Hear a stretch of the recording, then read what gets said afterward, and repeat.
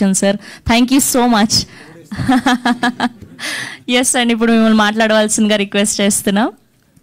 అందరికీ నమస్కారం అండి. ఓదెలా 2 సినిమా స్టార్ట్ అయిన తర్వాత మనందరం కలుసుకోవడం ఇదే ఫస్ట్ టైం. సినిమా ఓపెన్ చేసిందేమో కాశీలో, అప్పుడు కుదరలేదు అందరినీ కలుసుకోవడం. తర్వాత టీజర్ లాంచ్ చేసిందేమో మహాకుంభమేళాలో, అప్పుడు కూడా కుదరలేదు. కుదరకపోయినా ఇక్కడ ఉన్న మీరందరూ ప్రతి ఒక్కరు కూడా ఆ టీజర్ గురించి ఎంత చక్కటి వర్డ్స్ రాశారు. మీకు నచ్చిన విషయాన్ని వెబ్సైట్ల ద్వారా, ఆర్టికల్స్ ద్వారా రాసి సినిమాని జనాల్లోకి రీచ్ అయ్యేలా చేశారు. అందుకే ఈరోజు ఓదెలా 2కు ఆర్గానిక్గా అంత క్రేజ్ వచ్చింది. దాని వెనకాల ఆ మాట ఎందుకు వాడానంటే, మేము పెద్దగా దాని గురించి కష్టపడింది లేదు, అది అలా వెళ్ళిపోయింది జనాల్లోకి. దానికి ఒకటి మీరు కారణమైతే ఇంకొకడు లార్డ్ శివ, ఆ భోలేనాథుడు కారణం అండి. లేదంటే ఇంత చిన్న ప్రయత్నంగా మొదలుపెట్టిన సినిమా ఈరోజు మార్కెట్లో ఇంత పెద్ద సినిమా ఏది కాదు. మేబీ మధు గారు కథ విన్నప్పుడు ఆయన సంకల్పం కావచ్చు, లేదంటే ఈ కథ రాయాలనుకున్నప్పుడు ఏదో ఒక బ్లెస్సింగ్ జరిగి ఉండొచ్చు. అందుకే ఈరోజు ఇంత మంచి క్రేజ్తో, ఒక బజ్తో ఇది ముందుకెళ్తా ఉంది.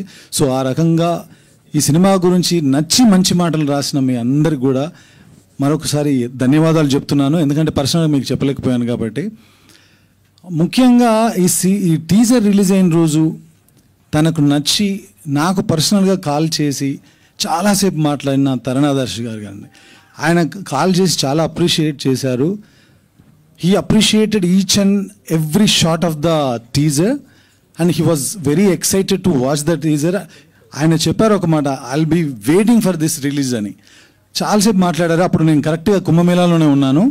అప్పుడు చాలా చాలా హ్యాపీగా అనిపించింది. ఎందుకంటే ఆయన చాలా బిజీ షెడ్యూల్ ఉంటుంది, మీ అందరికీ తెలిసిందే కదా. ఆ టైంలో కూడా ఆయన కాసింత టైం తీసుకొని, లేదు ఇప్పుడే మాట్లాడాలి నేను తనతో అని నాకు ఫోన్ చేసి మాట్లాడారు.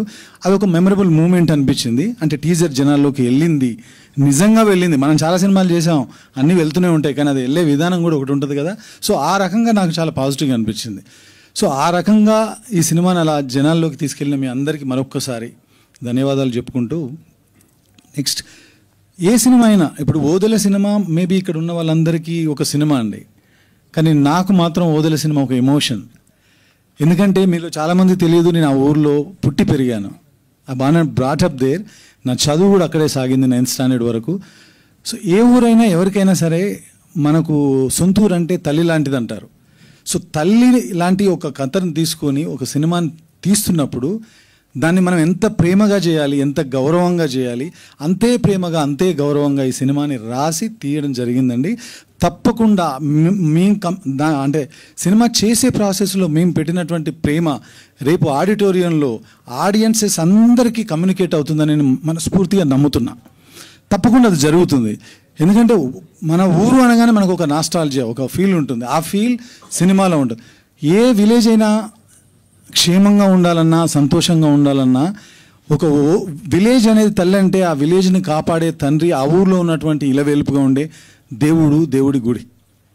పర్టికులర్గా ఓదెల తల్లి అనుకుంటే ఓదెల, ఆ ఊరిలో ఉన్నటువంటి ఓదెల మల్లన్న తండ్రి లాంటి వాడు ఆ ఊరిలో.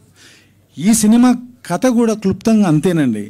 ఓదెల విలేజ్లో చిన్న కష్టం వస్తే, ఆ కష్టం పెద్దదవుతే ఆ ఊర్లో ఉన్న ఓదెల మల్లన్న నాగశక్తి, శివశక్తి, నాగసాధు అనే భైరవి క్యారెక్టర్ ద్వారా ఎలా సాల్వ్ చేశాడనేదే కథ. కథ వినడానికి చాలా సింపుల్గా ఉన్న కంటెంట్ కానీ, సినిమాలో ఉన్న స్క్రీన్ ప్లే కానీ, సీక్వెన్సెస్ కానీ అన్నీ కూడా విజువల్గా చాలా స్పెక్టికల్గా ఉంటాయి.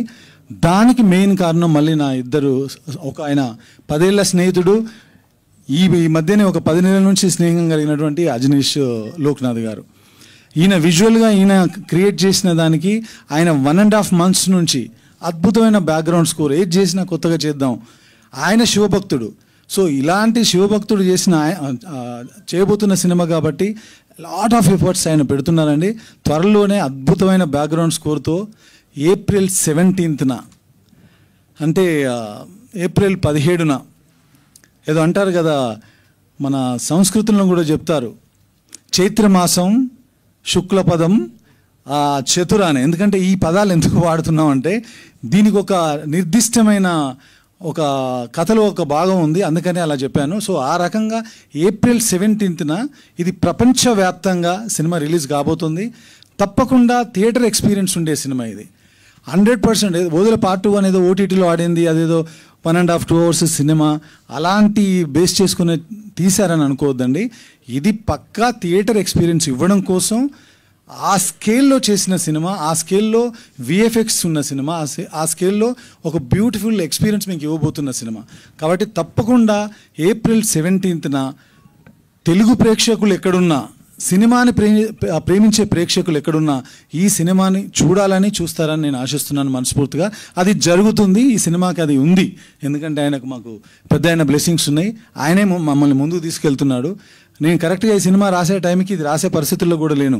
ఏదో సినిమా చేయాల్సింది, కాసింత గ్యాప్ దొరికితే ఆ గ్యాప్లో ఓ థాట్ క్రియేట్ అయ్యి ఆ థాట్ ఈరోజు ఇంత దూరం మమ్మల్ని అందరినీ ఇంత దూరం ప్రయాణం చేసేలా తీసుకొచ్చింది. కాబట్టి ఆయనే మమ్మల్ని వెనుకుండి నడిపిస్తున్నానని నమ్ముతున్నాం. సో April 17th ఈ సినిమా రిలీజ్ చేయబోతున్నాం. తప్పకుండా అందరూ చూడాలి. ఇక్కడ ఉన్నటువంటి కాస్ట్ క్రూ గురించి నేను తప్పకుండా ముందు రోజుల్లో జర్నీలో ఒక్కొక్కరి గురించి చాలా టైం తీసుకొని మాట్లాడతాను. కానీ ముఖ్యంగా మాట్లాడాల్సింది ఒక వ్యక్తి, స్పెషల్ మెన్షన్ ఆ వ్యక్తికి. తనే Tamannaah. Thank you Tamannaah for becoming my Bhairavi.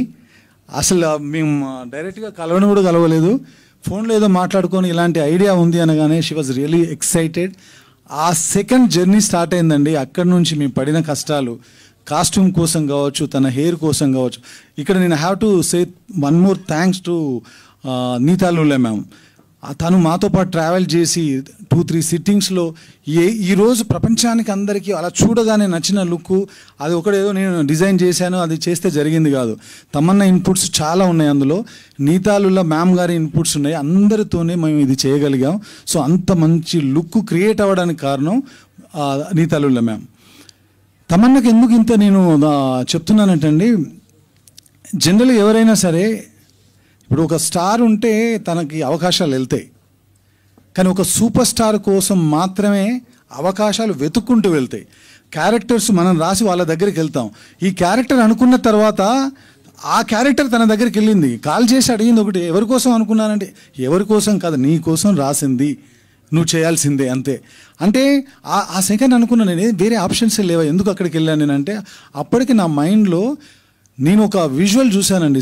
Isha Sadhguru ఆశ్రమంలో తను ఎప్పుడు అంతకుముందు బిఫోర్ ఇయర్ వెళ్ళినట్టుంది. తన ఒక ఫోటోగ్రాఫ్ ఇన్స్టాలో చూస్తే నేను అనుకున్నప్పుడు మైండ్లో నాకు కలిగిన ఇమాజినేషన్ తన ఫోటోగ్రాఫ్. ఆ ఫోటోగ్రాఫే ఈరోజు మా భైరవి ఇక్కడ ఉంది. అంతే, అంతకుమించి ఏం జరగల. సో దేనికైనా సరే మనం ఏది అనుకుంటే అది జరగదండి, ఆయన ఏది అనుకుంటే అది జరుగుతుంది. అది నేను నమ్ముతున్నా ఈ సినిమా వరకు. సో ఆ రకంగా ఈ సినిమాలో భైరవి క్యారెక్టర్ తమన్నా చేసిందండి. ఇంకొక మాట చెప్పాలి తమన్నా గురించి, ఎందుకంటే 20 years ఎవరైనా ఈ మధ్యకాలంలో హీరోయిన్స్ వస్తే 2 ఏళ్ళో 5 ఏళ్ళో 10 ఏళ్ళో మ్యాక్సిమం, 20 సంవత్సరాలుగా ఒక వ్యక్తి ఎలాంటి ఈగో లేకుండా ఏ పని చెప్పినా, రచ్చ సినిమా అప్పుడు మేము వానపాట చేసేటప్పుడు ఇంతింత వాటర్ తాగుతూ ఏం తినకుండా ఆ డాన్స్ చేయడానికి తన పడిన కష్టం చూసా. జ్వాలారెడ్డిలో ఒక డ్యాన్స్ నెంబర్ చేసేటప్పుడు ఆవిడ పడిన కష్టం చూసా.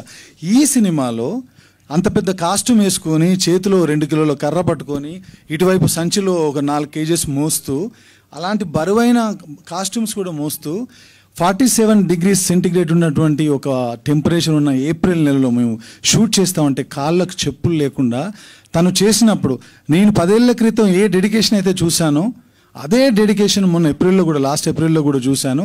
అది అందుకే తను 20 yearsగా ఆ టాప్ చైర్లో అలా కూర్చొని ఉంది. అందుకే ఆ తర్వాత నుంచి నేను విజువల్ చూసిన ఆవిడ రూమ్లో, తర్వాత టీజర్ చూసిన ఆవిడ కళ్ళు చూసినా నాకేమనిపిస్తుందంటే తన ఆ సూపర్ స్టార్ అనేది దాటి వెళ్ళిపోయి ఇప్పుడు now you are the lady super star of Tollywood industry అనిపిస్తుంది. That's what I feel sincerely, really, honestly, truly. ఇది ఏదో మైక్ దొరికిందని చెప్పి ఊరికే ఉత్తి మాటలు కాదు. నేను చూశాను తన జర్నీని, 4 సినిమాలుగా చూస్తున్నాను కాబట్టి చెప్తున్నాను. సో ఈ 20 years కాదు, another 20 years she's going to stay here. మన అందరినీ ఇలాగే ఎంటర్టైన్ చేస్తుందని నేను స్ట్రాంగ్గా నమ్ముతున్నాను. Tamannaah, thank you so much. I'm so proud of you. That's what I can say. ఇంతకంటే చెప్పేది ఏం లేదు. ముందు ముందు ఇంకా చాలా ఉంది. ఇక్కడ ఉన్న వాళ్ళందరి గురించి మాట్లాడాలి. ఆల్రెడీ మీరు 3-4 ప్రెస్ మీట్లు చేసి వచ్చారు. మీ టైం ఎక్కువ తీసుకోను, నెక్స్ట్ టైం తీసుకుంటాను. Thank you so much. Har Har Mahadev. Thank you sir, thank you so much. Yes, ఇప్పుడు భైరవిగా శివశక్తిగా మనందరినీ కొత్త క్యారెక్టర్లో అలరించి